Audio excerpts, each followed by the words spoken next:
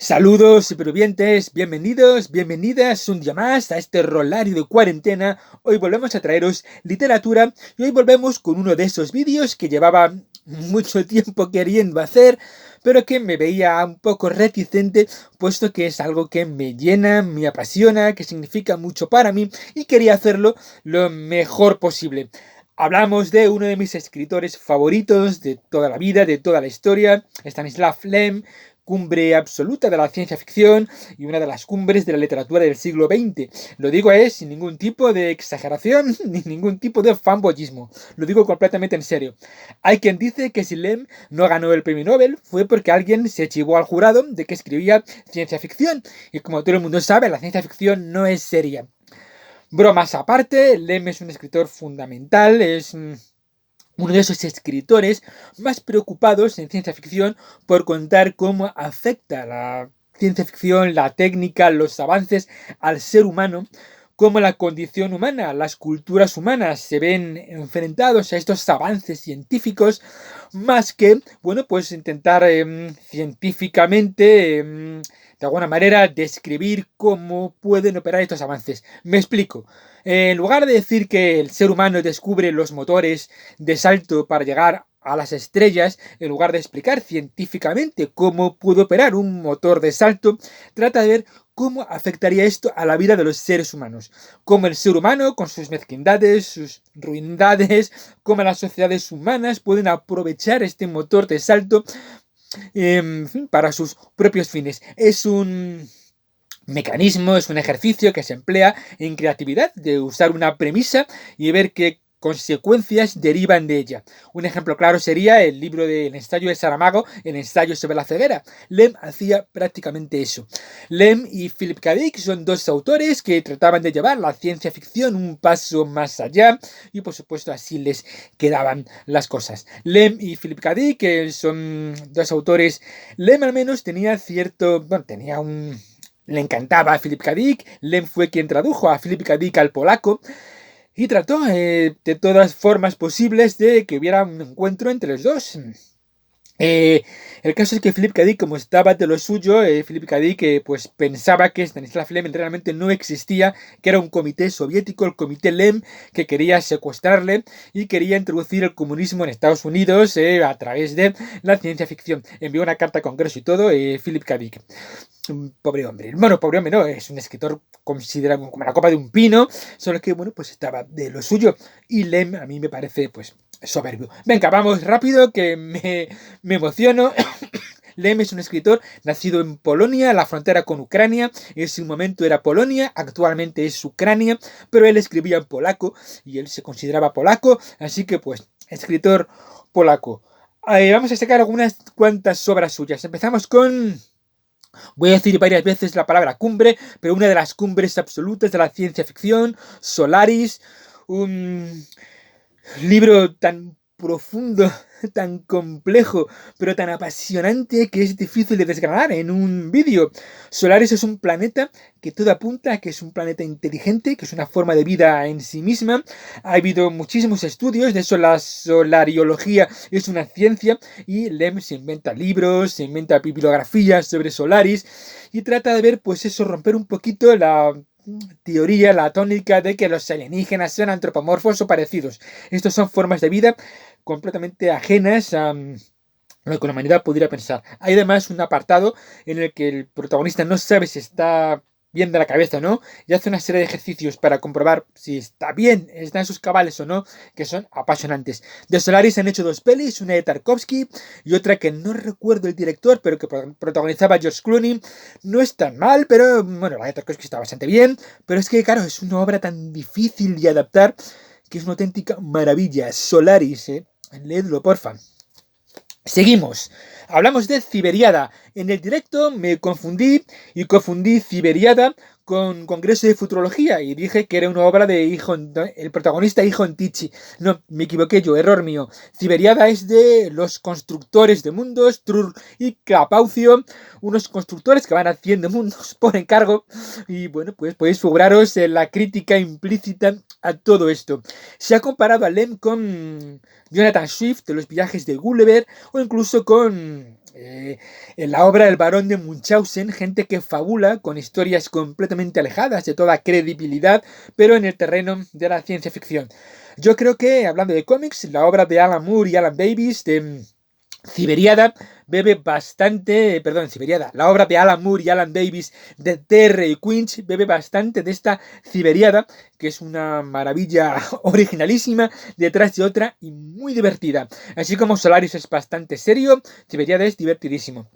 Yo os hablé también del Invencible cuando hice el directo, pero aquí está, es el origen, a mi juicio, de Star Trek, así que os digo poco, una flota de la Armada enfrentar a un enemigo que parece imbatible.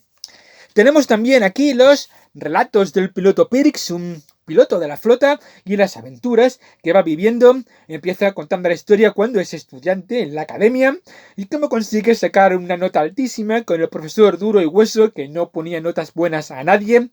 Y es una especie de Kobayashi Maru de andar por casa, pero como Pirix consigue hacerlo es divertidísimo. Aquí conjuga un poquito las dos vertientes de Lem, la obra entretenidísima y divertidísima, con una obra de ciencia ficción, pues oye, un poquitín más seria. Lem se va a mover como pez en el agua, o como nave espacial en las estrellas, con este tipo de, pues oye, de acercamientos. Hoy voy a enrollarme, pero bueno, creo que hoy voy a considerar hacerlo un poco más largo el vídeo. Tenemos Edén, Stanisław Lem, una obra muy crítica con una metáfora implícita que cuanto os la cuente vais a saber a qué me refiero. La Tierra llega a un planeta que es un Edén, es una cosa maravillosa el planeta, pero los humanos piensan que esa pobre gente vive bajo el yugo de una cruel dictadura y van a tratar por todos los medios de impedir esa cruel dictadura. ¿Os suena un poquito esto de gente que llega a un sitio que impone su teoría de la democracia y que acaba dejando las cosas peor de lo que están? ¿Os suena un poquito? Pues aquí estaba la crítica subyacente e inteligentísima de Lem en este Edén. Además, de los primeros capítulos es un descenso planetario atravesando la atmósfera que está escrito como pocas veces lo he visto en una novela. Lem es estupendo. Fiasco. Fiasco vuelve a tocar el tema de un encuentro con una raza alienígena. Y esto pues trata de ver cómo los seres humanos, con sus imperfecciones, llevan a buen puerto un contacto con con entidades alienígenas. Y como su propio nombre indica, fiasco, pues figuraos que las cosas muy bien no salen. Y de nuevo, aquí nos vemos enfrentados a más que científicamente cómo podría, mediante la criptología, mediante la numerología, mediante la matemática, la inteligencia artificial, cómo podría desarrollarse un mensaje para los alienígenas, es cómo los seres humanos van a meter la pata por su condición humana, por el constructo social de las sociedades, civilizaciones, ideologías, creencias, enfrentamientos entre gente, cómo todo eso aboca al desastre si un día nos tendríamos que contactar con seres alienígenas, cosa que yo prefiero no pensar. Vamos con otra maravilla de Lem, Paz en la Tierra. Este sí es una obra de Ihon Tichy, este personaje que cuenta sus hazañas completamente alejadas de toda credibilidad. Su obra principal es Diario de las Estrellas, que no tengo aquí en este momento. También se hizo el Congreso de Futurología, que tampoco tengo aquí, pero sí tengo este Paz en la Tierra, una obra antibelicista con una premisa, y es que, bueno, las empresas de la Tierra de armamento, los estados han llevado a la luna sus cotizaciones de armas y las han dejado con inteligencias artificiales. Y hay espías robóticos. Entonces, una nación inventa un arma y otra inventa otra que la contrarresta. Y así sucesivamente. Como todo eso pasa en la luna, la guerra se ha quedado reducida a eso. A que en la luna las inteligencias artificiales y las constructoras de armas automáticas vayan haciendo armas una detrás de otra. Y ya en la Tierra hay paz. Y ahí se mete el pobre Ihon Tichy con el corpus calloso cortado entre los dos hemisferios y no es capaz de coordinar bien, precisamente para que estas inteligencias artificiales no le descubran. Una obra apasionante de principio a fin, donde se juega mucho con eso, con la idea de cómo puede esto derivar en los seres humanos, que es la clave de Stanisław Lem. Termino con una maravilla que es Magnitud Imaginaria, que es una obra que va un paso más allá. Aquí Lem en Magnitud Imaginaria se dedica a hacer un libro de prólogos de libros inexistentes. Cada capítulo es un prólogo de un libro que no existe y una reseña de un libro que no existe, e incluso aparecen en ese prólogo pues otras obras de ese libro que no existe, que tratan el mismo tema, obras científicas, literarias, un estudio sobre la mitología, por ejemplo, y cosas así. Esto de verdad es una maravilla absoluta y una prueba de que Stanisław Lem se merecía el premio Nobel sí o sí. Permitidme que os traiga además un postre, que son otras obras de ciencia ficción de Europa del Este o soviéticas. Os traigo una recopilación de lo mejor de la ciencia ficción soviética. Estas cosas sé que cuestan mucho encontrarlas, pero a lo mejor en alguna tienda de segunda mano, o a lo mejor por alguna aplicación de móvil, o que no diremos su, su marca para no hacer publicidad, lo podéis encontrar. Y esto es muy, muy original, como... pues oye, la literatura al fin y al cabo es un reflejo de una sociedad, es una fábula que inventa una sociedad, y como la ciencia ficción soviética y la americana o la europea occidental son muy distintas. Es muy interesante. Ya os mencioné a los hermanos Strugatsky, ya os mencioné qué fácil es ser Dios para seguir hablando, perdón, qué difícil es ser Dios para seguir hablando un poquitín en este postre de literatura soviética. Muy, muy bueno este, qué difícil es ser Dios. Y otra obra de los Strugatsky apasionante es El lunes empieza el sábado, una fábula hilarantemente surrealista y divertidísima sobre, sobre prácticamente todo. Este libro es crema, es absolutamente bueno. El lunes empieza el sábado. Y ya os he traído postre, os traigo también, si queréis, un chupito que invita a la casa, y no tiene por qué ser un chupito de alcohol, puede ser sin alcohol. Y os traigo alguna obra científica sobre avances sobre inteligencia artificial. Y os traigo aquí una psicología e inteligencia artificial, una recopilación de artículos científicos sobre este tema, coordinado por Pablo Adarraga, que es amigo mío, así que por eso le menciono el primero, y José Luis Tacagnini. Es muy interesante, pero es bastante técnico.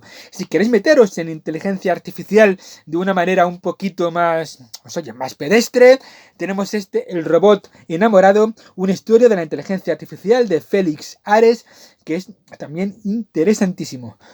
Y bueno, hoy ha sido el vídeo más largo, pero yo creo que si alguien se merece el vídeo más largo es Stanisław Lem. Y ya si queréis os hago incluso un corolario. Si alguien piensa, ¿qué tiene que ver esto con el rol? Todo tiene que ver. El rol se juega en la imaginación, en la cabeza, en el teatro de la mente.